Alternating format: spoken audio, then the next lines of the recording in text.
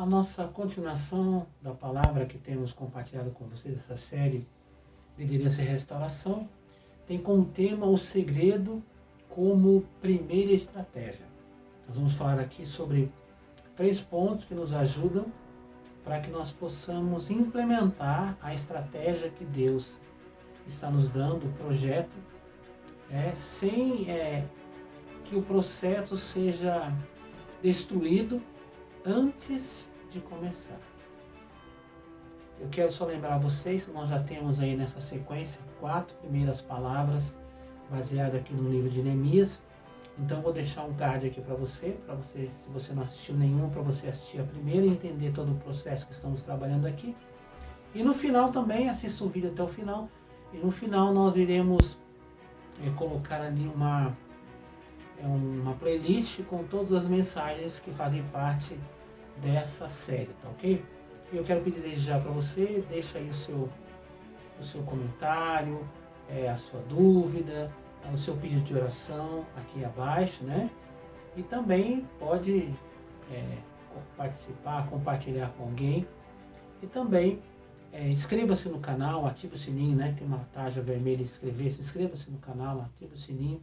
Toda vez que nós estivermos enviando uma nova mensagem, uma nova ministração, você será avisado disso, tá ok? Então vamos à nossa palavra, Neemias capítulo 2, a partir do verso 11, diz assim, olha: Eu cheguei a Jerusalém e durante 3 dias não contei a ninguém o que pensava fazer pela cidade de acordo com o que Deus havia posto em meu coração.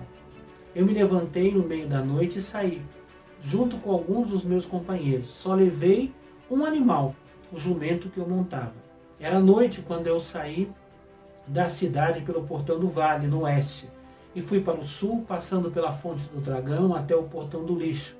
Conforme andava, eu ia examinando as muralhas da cidade que haviam sido derrubadas e os portões que haviam sido destruídos pelo fogo. Então virei para o norte e fui para o portão da fonte para a represa do rei. Mas o jumento não pôde encontrar lugar para passar pelo entulho. Por isso fui até o vale de Cedron e passei por ele, sempre olhando para as muralhas. Então voltei pelo mesmo caminho pelo qual tinha ido e entrei de novo na cidade pelo portão do vale. Nenhuma das autoridades da cidade ficou sabendo aonde eu tinha ido, nem o que tinha feito. Até ali eu não tinha contado nada a nenhum dos judeus, os sacerdotes, as autoridades, aos oficiais ou a qualquer outra pessoa que iria tomar parte no trabalho. Mas aí eu lhes disse: vejam como é difícil a nossa situação. A cidade de Jerusalém está em ruínas e os seus portões foram destruídos. Vamos construir de novo as muralhas da cidade e acabar com essa vergonha. Então contei a eles como Deus havia me abençoado e me ajudado. E também contei o que o rei me tinha dito. Eles disseram: vamos começar a reconstrução. E se aprontaram para começar o trabalho. Então, queridos, o que nós vemos aqui é o momento em que Neemias chega a Jerusalém. Ele chega com um pequeno grupo de pessoas. Todo aquele material que Deus providenciou para ele iria chegar, já estava encomendado, iria chegar, né? Mas por enquanto ainda não. E ele chegou de uma forma discreta e ficou 3 dias na cidade, sem as pessoas saberem exatamente quem ele era e o que ele estava fazendo ali. Isso fazia parte dessa primeira estratégia que eu disse a vocês, o segredo. Né? Ele chegou secretamente para averiguar a condição da cidade, poder livremente circular entre a cidade. A cidade era uma cidade toda aberta, né? Porque as muralhas estavam derrubadas, portões queimados. Então, como eu já disse anteriormente, circulava todo tipo de gente lá, estrangeiros, conhecidos, desconhecidos, enfim, era um lugar meio sem lei, né? E aí ele caminhou por lá, se estabeleceu ali e não contou nada para ninguém do que ele pretendia fazer como uma estratégia. Eu vou explicar isso para vocês por quê. E ali primeiramente ele foi o quê? Ele chegou na cidade e começou a olhar a cidade, ver com seus próprios olhos. Por quê? Porque ele tinha tido um relatório, né? No capítulo 1 começa ele recebendo um relatório que o levou a essa condição de ajudar, mas ele não tinha ido lá pessoalmente ainda. Então ele foi olhar para poder reconhecer a situação. Porque ninguém pode apontar um caminho de solução, uma maneira de resolver um problema, sem conhecer o problema. Porque às vezes você pode exagerar. O problema não é tudo aquilo que você está pensando. Ou você pode subestimar, você fala, não, isso é simples, isso é fácil, isso a gente resolve rapidamente, dessa maneira, tal. Na verdade, você não sabe exatamente a condição. Então ele tinha uma ideia no geral, mas agora ele iria comandar uma reconstrução. Ele tinha autorização do rei, tinha um material para fazer isso, mas ele precisava das pessoas, da disposição das pessoas. Então ele precisava trazer um relatório real, ver como realmente as coisas estavam. Foi isso que ele fez, né? E aí, saber como conversar com as pessoas, né? Que é o ponto que nós temos aqui no verso 17. Aí ele foi conversar com as pessoas. Primeiro ele foi olhar em segredo. A Bíblia diz que ele saiu à noite, sem que ninguém visse, circulou pelas muralhas da cidade, né? E observou tal, e voltou, não contou nada para ninguém. Aí, depois de 3 dias que ele estava na cidade, ele reuniu as autoridades, sacerdotes, as pessoas mais influentes e importantes na cidade, junto com o povo, e apresentou ali a sua proposta. No verso 17 ele diz assim, ó, mas aí eu lhes disse, vejam como é difícil a nossa situação. Então, preste atenção numa coisa que isso é importante, principalmente para quem lidera, né? E quando você vai fazer um trabalho como o de Neemias, que não é um trabalho de construção, um trabalho de reconstrução, que é mais difícil do que construir, é reconstruir. Por quê? Porque limpar a sujeira e construir em cima, lidar com o desânimo, com o desencorajamento das pessoas, porque já passaram por um processo, né? É desgastante você ter, depois não ter, é desanimador, e o caso deles é que eles estavam há mais de 100 anos com essas muralhas derrubadas, era muito tempo, já tinham tentado algumas vezes reconstruir, não conseguiram. Então isso era um peso para eles, então o Neemias tinha que saber como falar. Então ele chega ali e diz assim, veja como é difícil a nossa situação. Então o primeiro ponto, ele não falou, veja como é difícil a situação de vocês. Porque muitas pessoas falam assim, isso é o problema de vocês, eu vou ajudar vocês nos seus problemas. Queridos, isso demonstra uma posição de diferença. Eu sou melhor do que você, eu sou maior do que você, eu estou aqui para resolver o seu problema, esse problema é seu, mas eu vou te ajudar, porque eu sou um cara legal. Não, ele fala assim, veja como é difícil a nossa situação. Por que nossa situação? Porque ele também era judeu. Porque Deus tinha movido o coração dele para aquela situação. Porque era a cidade do Deus grandioso, a cidade do templo de Jerusalém, o templo de adoração. A cidade tão falada nos Salmos. Então ele falou, vejam a nossa situação. Não é a situação de vocês. A situação que nós estamos. Ele se envolveu. Quando você fala com pessoas, procure falar sempre de uma maneira assim, coletiva. Nós precisamos mudar, nós precisamos vencer, nós precisamos chegar a algum lugar. Por quê? Porque quando você fala, você precisa, você tal, dá sempre aquela ideia de que nós somos superiores, e não somos. Né? Neemias, como eu disse anteriormente, era o maior servo de todos. Né? Ele foi para servir, se dedicar de coração. Então ele primeiro fala, veja como é difícil. Então, ele está reconhecendo que há uma dificuldade. Porque tem pessoas que falam assim, não, isso é simples, vai resolver assim. Ó. Não, ele falou, veja como é difícil reconhecer. Ele andou lá, ele viu que o negócio não era sério. Vejam como é difícil a nossa situação. A cidade de Jerusalém está em ruínas e os seus portões foram destruídos. Reconheceu o problema.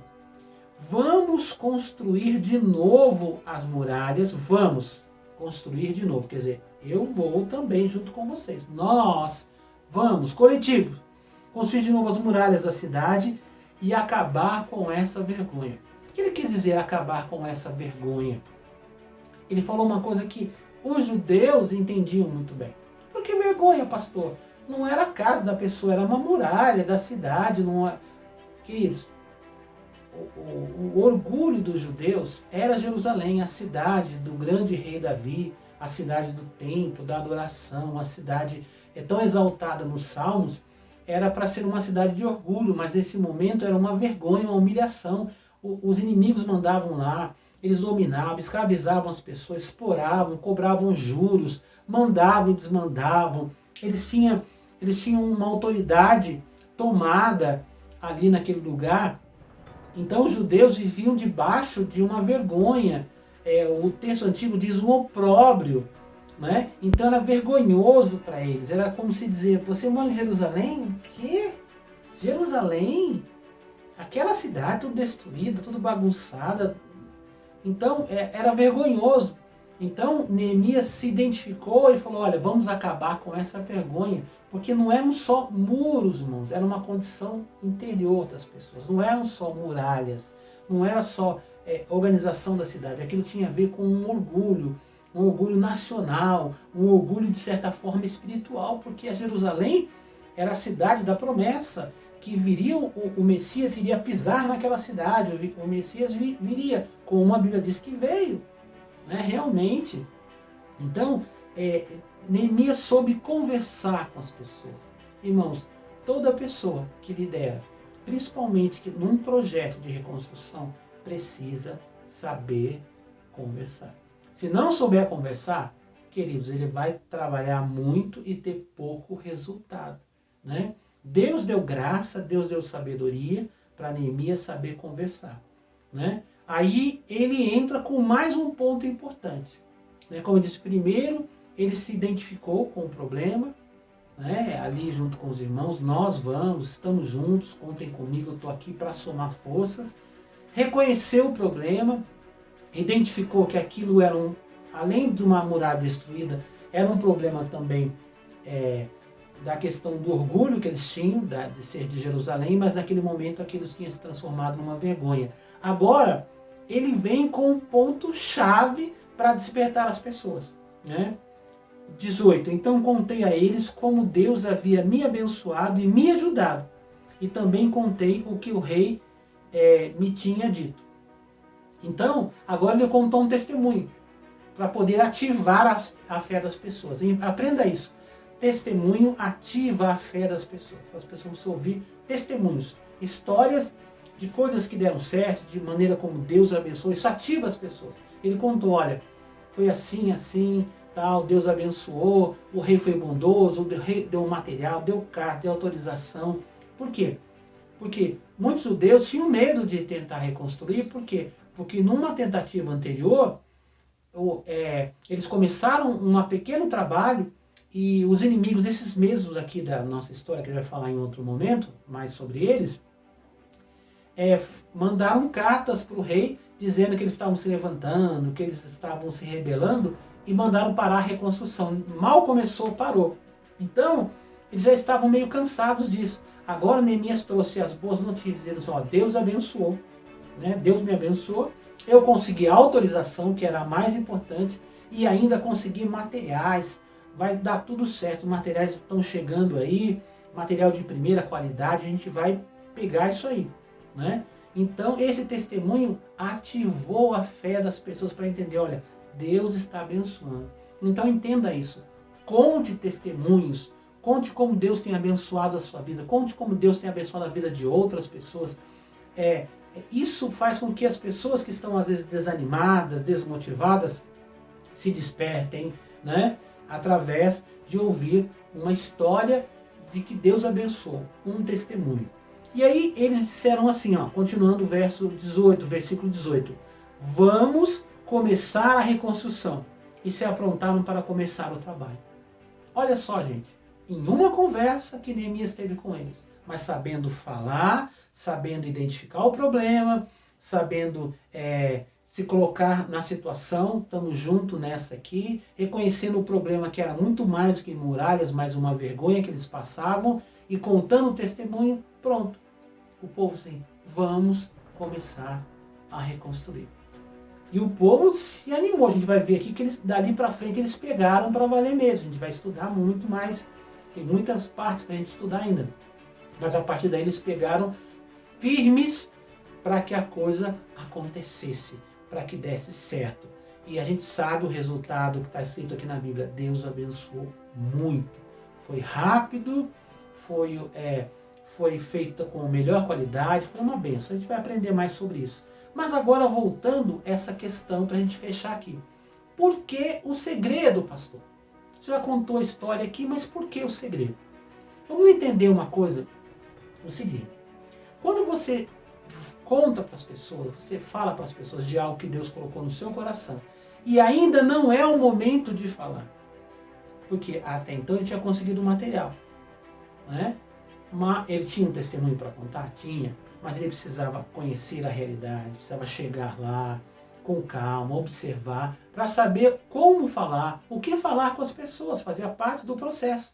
Então, quando a pessoa conta antes da hora, começa a falar, estou pensando em fazer isso, às vezes não tem tudo que precisa, está faltando alguma coisa, uma autorização, faltando alguma coisa. Começa a falar, a gente vai enfrentar 3 tipos de problemas, como eu prometi falar para vocês aqui no começo.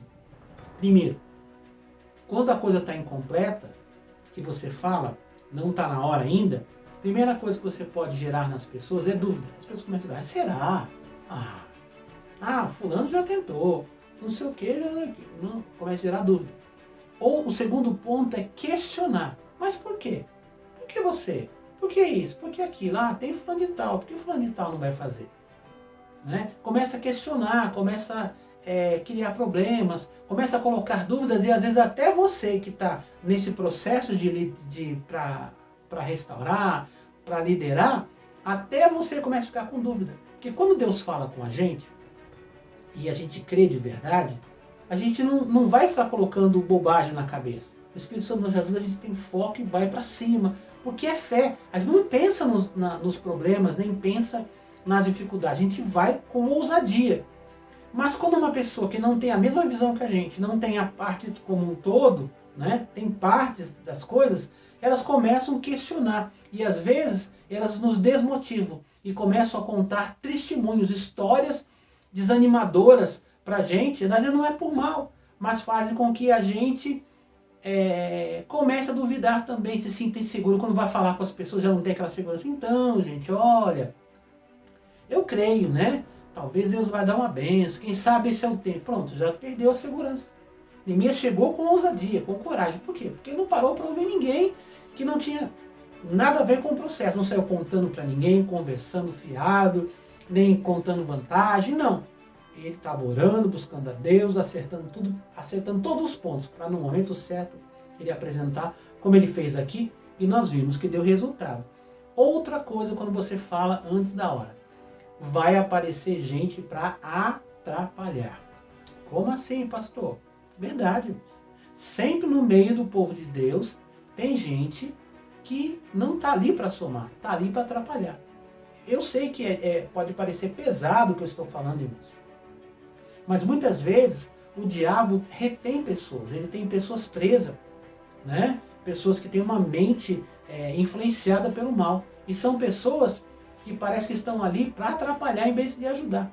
Você apresenta uma coisa sem ter todas as peças, sem estar tudo certo, sem ser no tempo de Deus, você fala, essa pessoa começa a falar na cabeça das pessoas. A pessoa, se Neemias falasse com uma pessoa, com outra, aí chegasse nesses caras aqui que são Sambalate, Gesem e Tobias.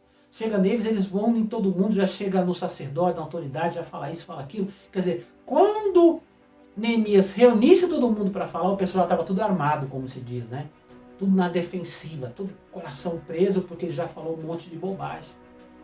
Mas Deus deu a estratégia correta para Neemias. Ele ficou calado, quietinho, não fala nada, segredo, ó. Na hora certa, tendo conhecimento de todas as coisas, Neemias conversou com eles, Deus abriu o caminho e aí eles conseguiram fazer esse trabalho tão bonito que é a reconstrução das muralhas, e depois teve mais coisas além da reconstrução. As muralhas foram só o primeiro passo num processo maravilhoso de reconstrução, não só das muralhas, mas da identidade desse povo tão abençoado. Vamos orar, queridos. Pai, em nome de Jesus, nós lhe pedimos que o Senhor venha abençoar a cada um de nós, Senhor. Pai, cada pessoa que me ouve, que tem um trabalho, uma responsabilidade, um pequeno grupo, um departamento, uma área, tem um projeto que o Senhor colocou no seu coração. Deus abençoe para que os teus filhos tenham, meu Deus, a estratégia correta, tenham o necessário para cumprir, meu Deus, esse propósito. Que eles saibam como falar, que eles saibam como lidar com isso. Mas principalmente ajuda o Senhor, para que eles não falem, Senhor, fora de hora, fora de tempo, antecipadamente, que não se empolguem com alguma coisa e saiam falando sem necessidade, mas que aprendam, meu Deus, a se calar, meu Deus, e a estar na tua dependência, para que no tempo certo o Senhor possa direcioná-los, para que eles tenham sucesso no projeto, no trabalho que os teus filhos estão colocando, meu Deus, como um alvo em suas vidas. Ó Deus, empreende toda ação do inimigo, todo impedimento, todos os bloqueios, e dá força para que os seus filhos possam trabalhar com dedicação, para servir ao próximo com amor e com carinho, Pai. Eu lhe peço em nome do Senhor Jesus.